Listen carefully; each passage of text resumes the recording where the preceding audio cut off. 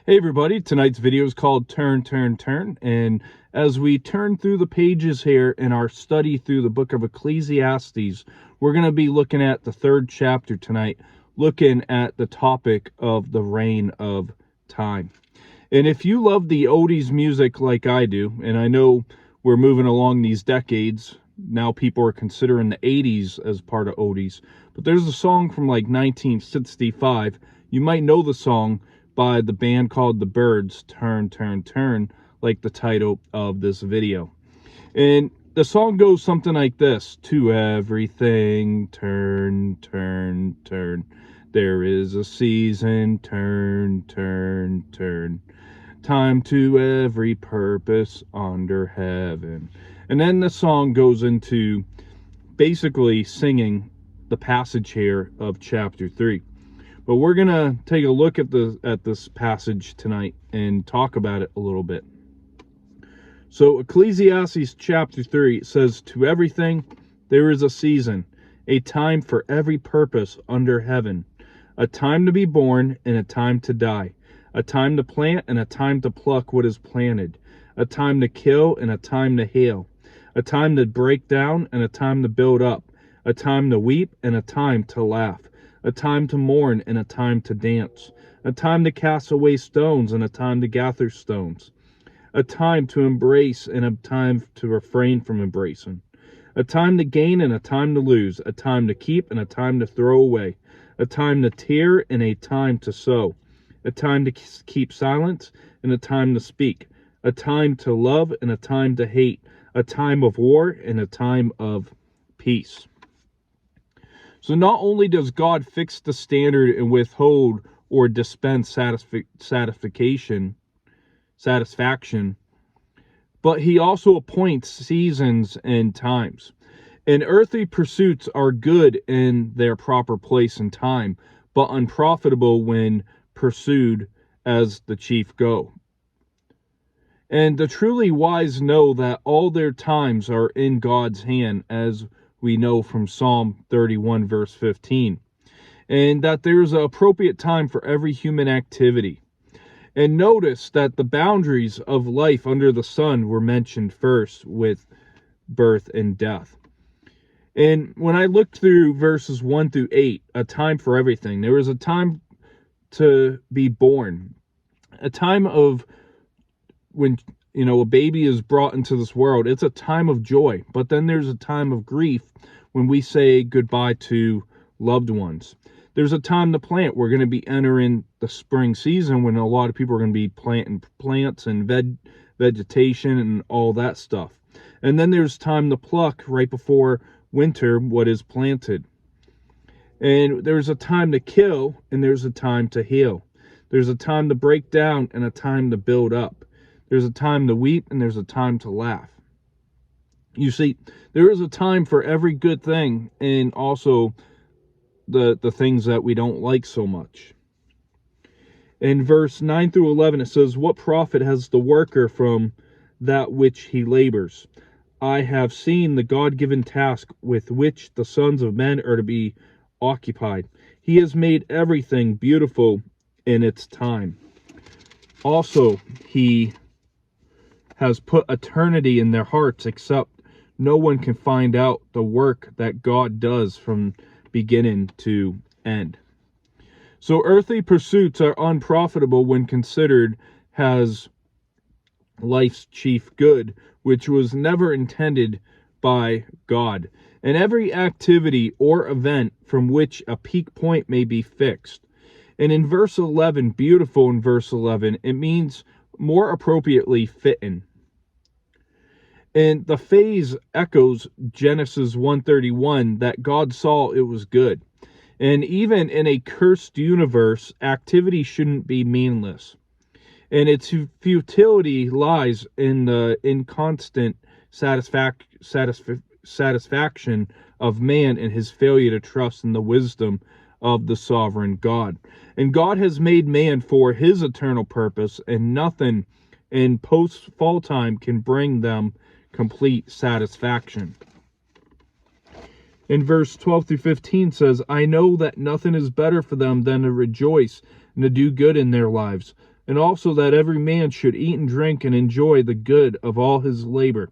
It is the gift of God. I know that whatever God does, it shall be forever.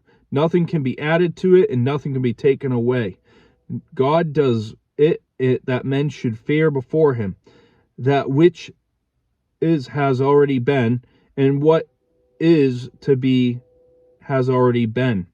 And God requires an account of what is past.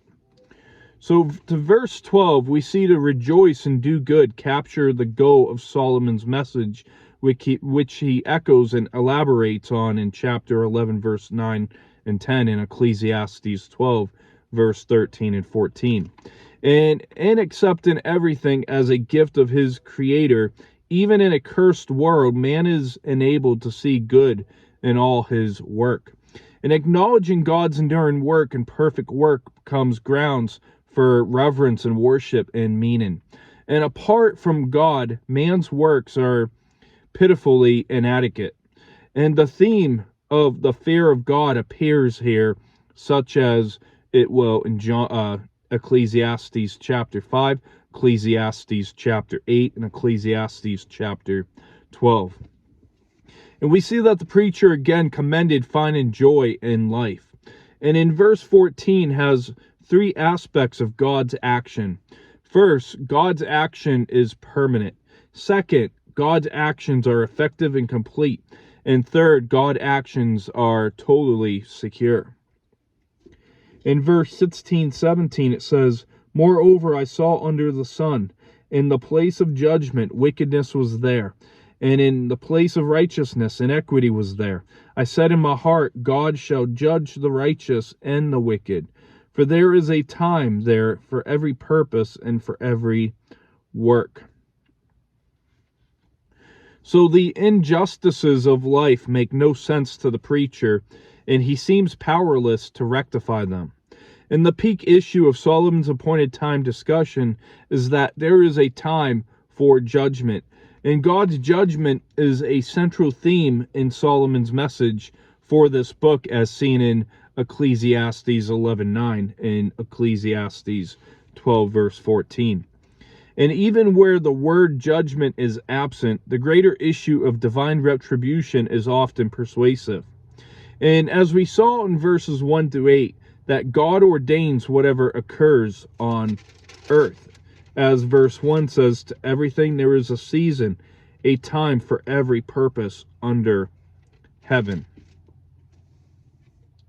And he has also appointed the day of judging the deeds of all known as the day of the Lord. In verse 18-21 says, I said it in my heart concerning the condition of the sons of men. God tests them that they may see that they themselves are like animals. For what happens to the sons of men also happens to animals. One thing befalls them as one dies, so dies the other. Surely they all have one breath, and man has no advantage over animals, for all is vanity. All go to one place, all are from the dust, and all return to dust. Who knows the spirit of the sons of men, which go upward, and the spirit of the animal, which goes down to the earth? So the ultimate fate of man and beast is to die. That is our fate on this earth. We will not leave this earth without dying, except, the rapture doctrine. And Solomon isn't looking at eternal destinies, but rather at what all earthly flesh shares in common. And in verse 20, it refers back to Genesis 3:19 in the broadest sense, that all the living creation will die and go to the grave. And neither heaven or hell is considered in verse 20 when Solomon speaks.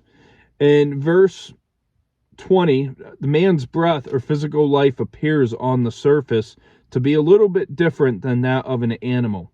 And in reality, man's soul differs in that God has made him eternal. In the last verse here in chapter 3, verse 22, says, So I perceive that nothing is better than that a man should rejoice in his own works, for that is his heritage. For who can bring him to see what will happen after him? So once again, death becomes the overshadowing reality. And the preacher once again commends finding joy and satisfaction in life where one and when one can. So to wrap up today's video, we look tonight at the reign of time, as we see there is a time for every purpose under heaven. And we need to take full advantage of the time that God gives us. God is sovereign over time, but we need to take advantage of the time he has given us. And let's go to Ephesians chapter 5.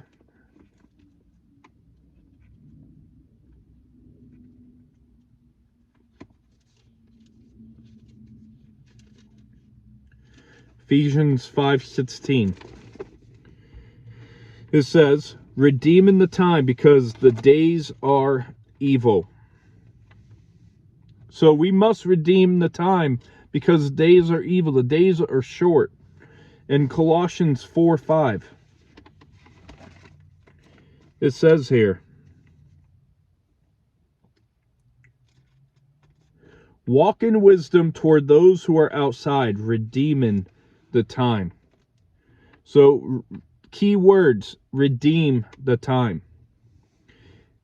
In verse 9 through 11 of chapter 3, it gives us the glimmer of hope in seeing God as the master of time.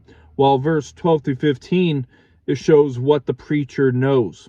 And verse 16 and 17 show the problem of injustice and uneasy assurance of solving this problem. And in the book of Gospel according to John, chapter 5, verse 28 and 29,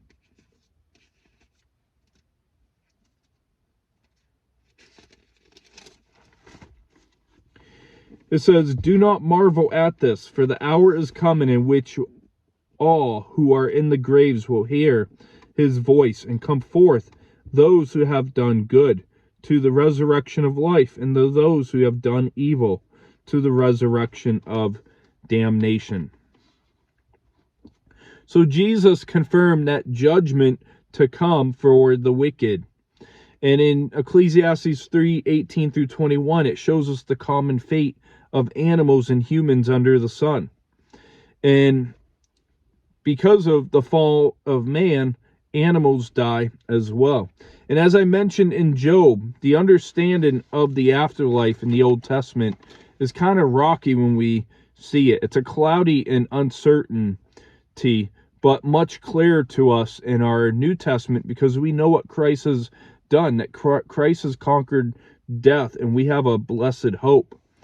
In 2 Timothy chapter 1, verse 10, I've read this verse in our Job study.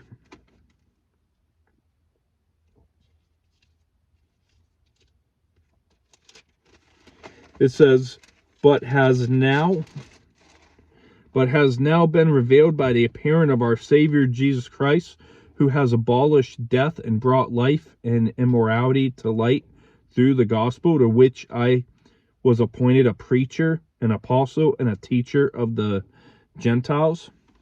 So Jesus brought it to life through the gospel. And we cannot use the book of Ecclesiastes for the false doctrine of annihilation. And the chapter ends with finding peace under the sun. And that's going to wrap up tonight's video. We are a quarter of the way through the book already. First week, already 25% done. And we'll be actually continuing.